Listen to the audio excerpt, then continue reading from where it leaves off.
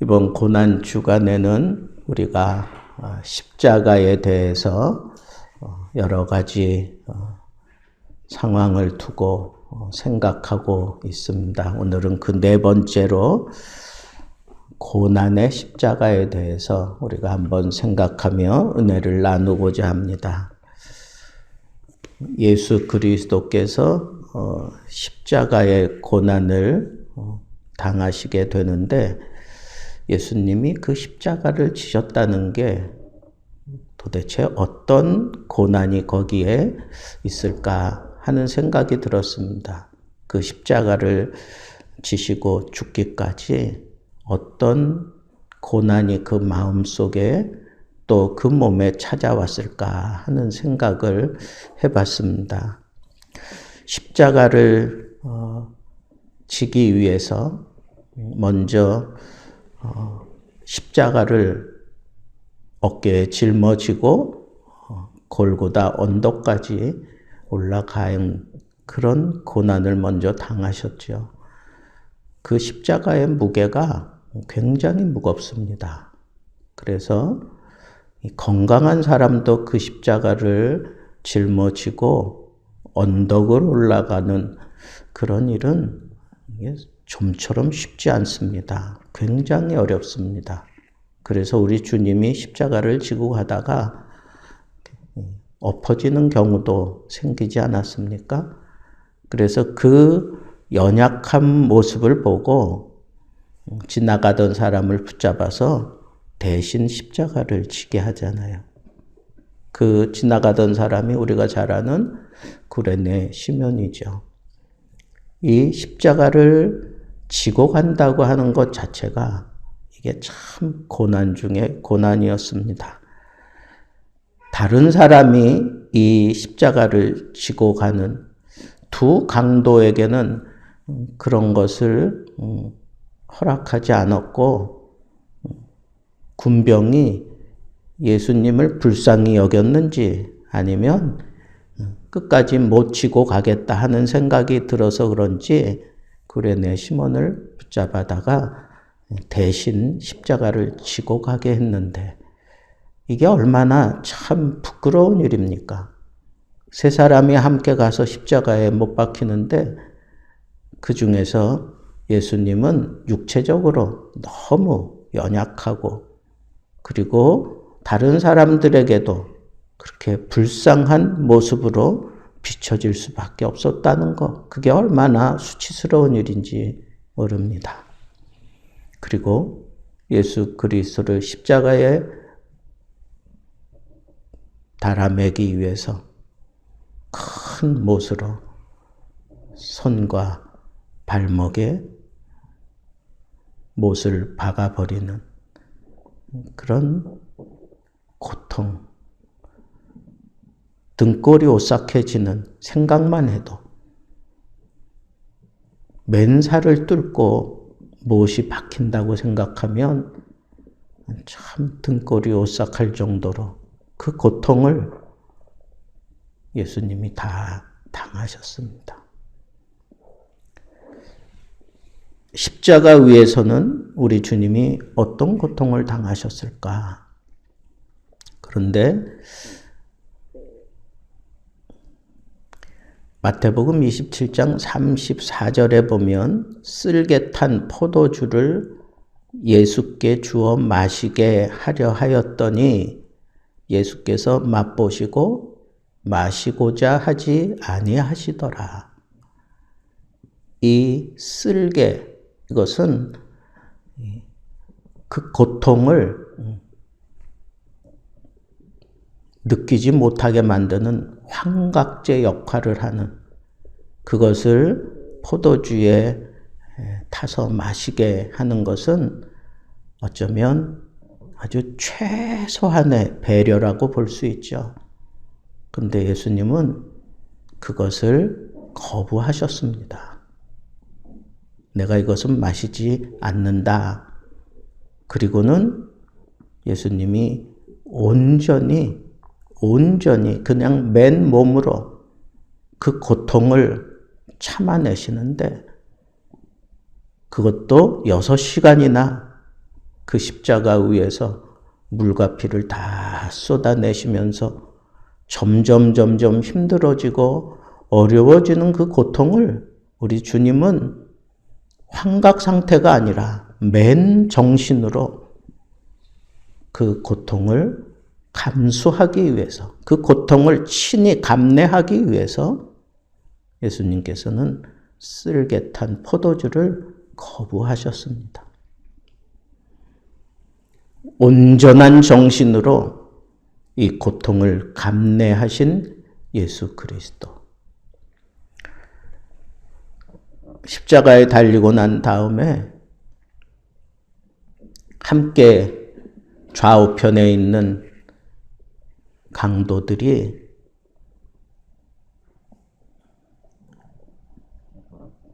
그 주변에 있었던 지나가는 자들이 머리를 흔들면서 예수를 모욕했습니다. 성전을 헐고 사흘 만에 짓는 자여, 만일 네가 하나님의 아들이거든 너 자신을 구원하고 십자가에서 내려오라. 그렇게 조롱을 했어요. 그와 같이 대제사장들도 서기관들과 장로들과 함께 희롱하여 그가 남은 구원하였으되 자기는 구원할 수 없도다. 그가 이스라엘의 왕이로다. 지금 십자가에서 내려올지라. 그러면 우리가 믿겠노라. 그가 하나님을 신뢰하니 하나님이 원하시면 이제 그를 구원하실지라. 그의 말이 나는 하나님의 아들이라 하였도다. 그러면서 예수 그리스도를 희롱해요. 십자가에 달려서 온전한 정신으로 죽어가는 그 고통 속에서 이렇게 지나가는 사람이 모욕하고 그렇게 예수 그리스도를 잡아 죽이려고 발버둥 쳤던 이 사람들이 희롱하는 소리를 들었습니다. 그 사람들은 늘 예수 그리스도를 어떻게 해서든지 무너뜨리려고 발악을 했던 사람들이기 때문에 그렇다 쳐도 양옆에 내 있는 두 강도도 예수님을 욕했다 그랬어요. 27장 44절에 보니까 함께 십자가에 못 박힌 강도들도 이와 같이 욕하더라.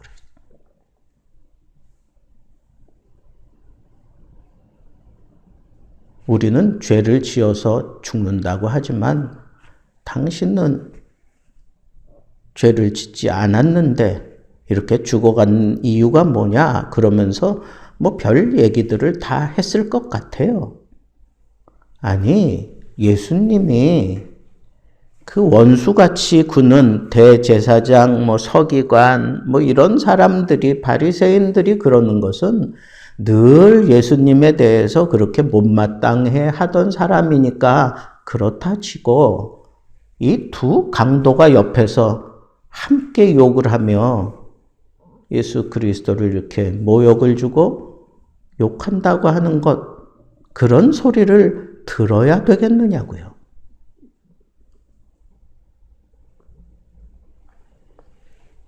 그런데 놀라운 일이 벌어지죠.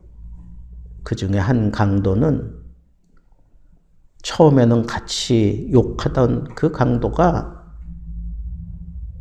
예수 그리스도가 침묵하며 대꾸하지 않으시며 오히려 그 욕하는 자들을 하늘을 우러러 하나님께 저들이 하는 일을 알지 못합니다. 저들을 용서해 주십시오.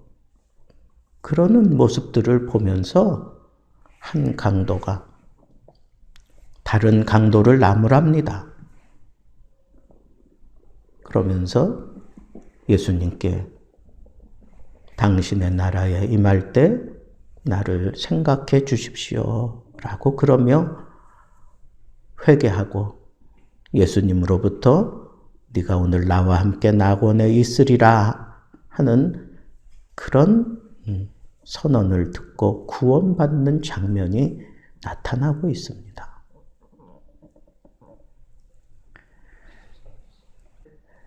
십자가 위에서 예수님의 고통은 어떤 걸까요? 예수님의 그 시선이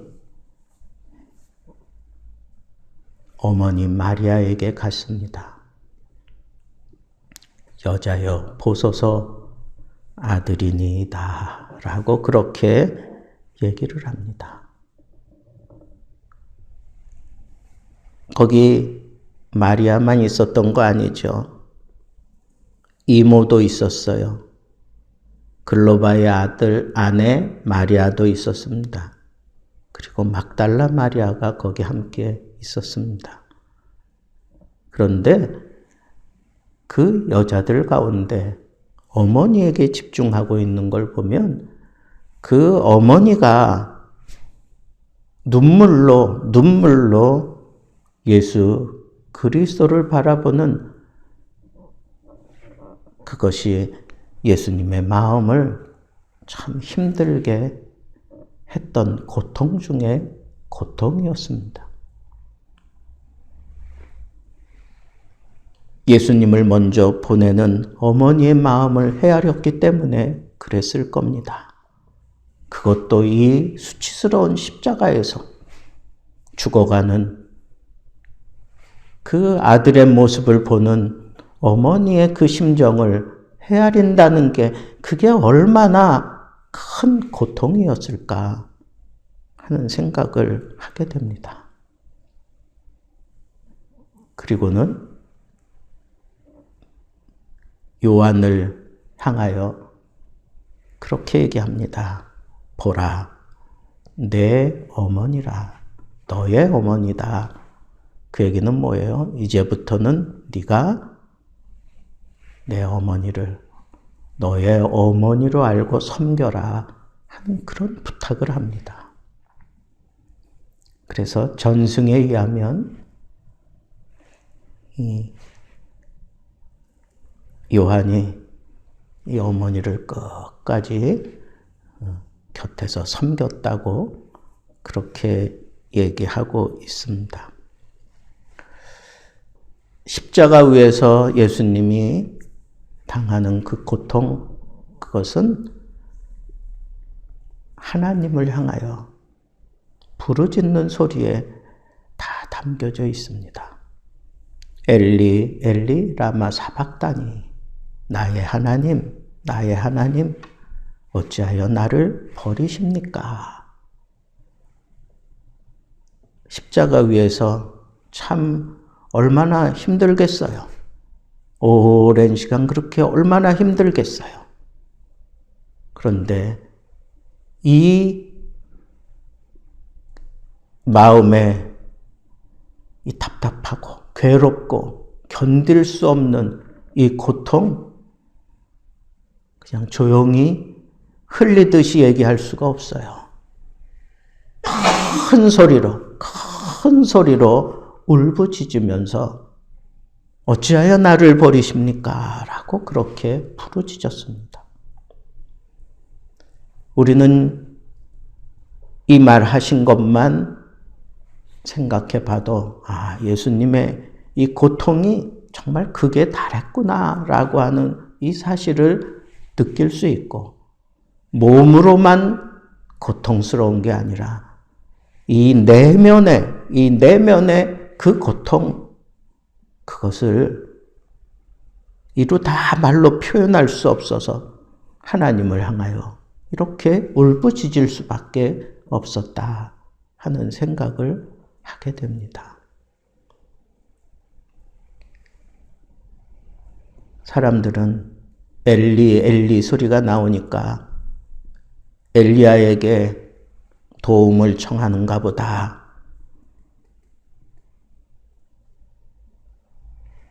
가만둬라, 엘리야가 와서 구원하나 보자. 그 순간에도 사람들은 이렇게 예수님의 그 고통의 외침을 외면한 채 조롱하고 있습니다. 그런데 그 내면을 들여다보면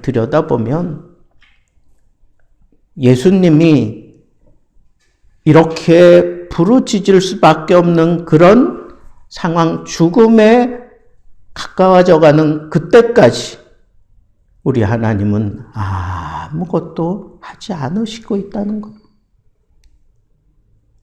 어쩌면 이 부르짖을 것을 알고 우리 하나님 아버지는 아예 등을 돌리고 돌아 앉아 계신 것은 아닌가 하는 생각을 하게 됩니다.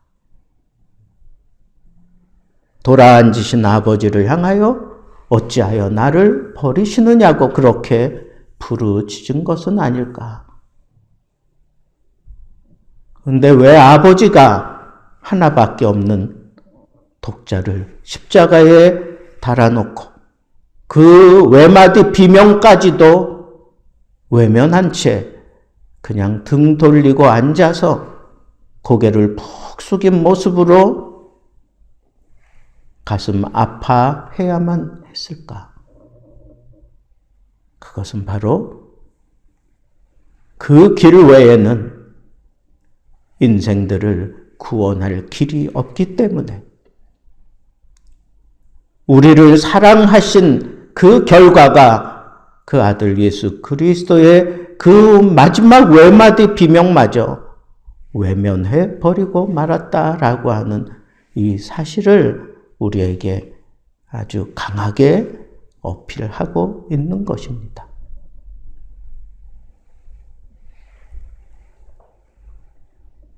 그리고 예수님께서 내가 목마르다라고 그렇게 얘기를 해요. 의학적으로 우리 몸에 있는 물과 피가 다 쏟아져 나가고 나면 자연적으로 목마를 수밖에 없습니다. 육체적으로 느끼는 이 심각한 갈증, 이 목마름, 이걸 우리 주님이 말씀하셨는데 저는 이 목마르다라고 하는 이 말씀을 묵상하다가 요한복음 7장 37절에 예수님께서 명절 끝날 곧 큰 날에 예수께서 서서 외쳐 이르시되, 예수님이 이렇게 외치는 경우는 참 드문데 이렇게 외쳐 이르시되 누구든지 목마르거든 내게로 와서 마시라. 그렇게 말씀하셨어요. 예수 그리스도의 목마름 때문에 우리에게 생수가 터져 나온 겁니다. 예수 그리스도의 목마름 때문에 우리가 이 세상 살아가면서 하나님의 은혜로 목을 축이고 하나님의 사랑으로 목을 축이고 이 세상을 넉넉하게 대항하며 이길 수 있는 힘, 그 은혜, 그 능력을 얻을 수 있는 그런 풍성함이 주어진다고 하는 이 사실을 생각하면서 참 상대적이고 참 이중적인 메시지가 우리 주님의 고난 속에 그대로 다 드러났구나 하는 생각을 하게 됩니다.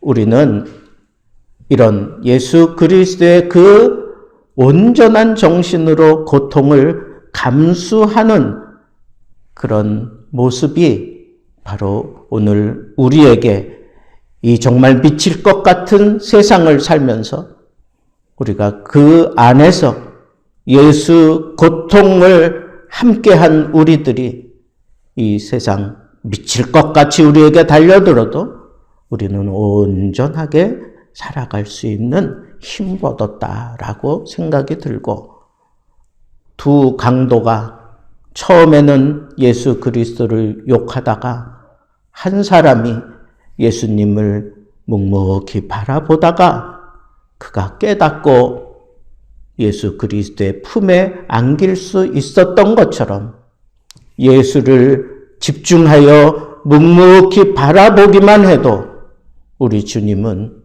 우리에게 언제나 피할 길을 주시고 구원의 길을 여시고 그리고 우리가 살아갈 수 있는 그런 특별한 생명의 길을 열어주신다라고 생각할 수 있고 그 어머니가 가슴 아파하며 흘리는 그 눈물로 인해서 괴로움을 우리 주님의 마음에 더 던져주고 있지만 오히려 주님은 그 어머니의 남은 삶까지 그의 사랑하는 제자에게 맡기고 그 어머니를 위로하고 있는 그 모습을 보며 우리 주님의 이 고통 때문에 우리가 이 극한 고통 가운데서도 남을 위로할 수 있는 그런 능력이 우리 가운데 임하게 되는 거구나라고 하는 사실을 또 생각하게 되고 어찌하여 나를 버리시느냐고 하는 그런 극한 그런 괴로움 속에 그 외마디 비명마저 우리 하나님이 등 돌리고 앉아 외면하시는 것은 결국은 우리를 사랑하기 때문이다라고 하는 이 사실을 우리로 하여금 또 깨닫게 만들어주고 우리 주님의 목마름 때문에 우리가 해가람을 얻고 우리가 이 쩍쩍 갈라져가는 이런 세상 속에서 우리 주님의 그 목마름, 그 고통이 있었기에 우리가 이 세상에서 해가람을 얻고 만족함을 얻으며 살아가는 그런 은혜가 우리 가운데 임한다고 하는 이 사실을 생각하면서 여러분, 예수 그리스도의 고난은 그냥 그 고난으로 끝나는 게 아니라 조목조목 우리 예수 믿는 사람들에게 꼭 필요한 죄에서부터의 해방과 우리의 연약함에서부터의 해방과 우리의 병에서부터의 해방을 분명하게 조목조목 우리에게 분명히 제시하면서 이 고난, 예수 그리스도의 고난에 동참하고 난 이후에 우리가 이렇게 당당하게 하나님 앞에서나 세상에서 우리가 멋진 그런 믿음의 길을 걸어갈 수 있게 됐다고 하는 이 사실을 붙잡고 이번 고난주간 보내면서 예수 그리스도의 그 고난에 깊이 묵상하고 그 고난에 동참하기 위해서 하루 한 끼씩 금식하며 말씀을 보면서 기도하면서 예배에 집중하면서 여러분들이 보내는 이런 시간들, 이런 믿음의 모습들이 우리 하나님의 마음을 움직이고 여러분들에게 우리 주님이 십자가 위에서 우리에게 보여주신 이 놀라운 메시지 여러분들 삶 속에 그대로 이루어지는 그런 복된 삶 살게 되기를 우리 주님의 이름으로 축복합니다.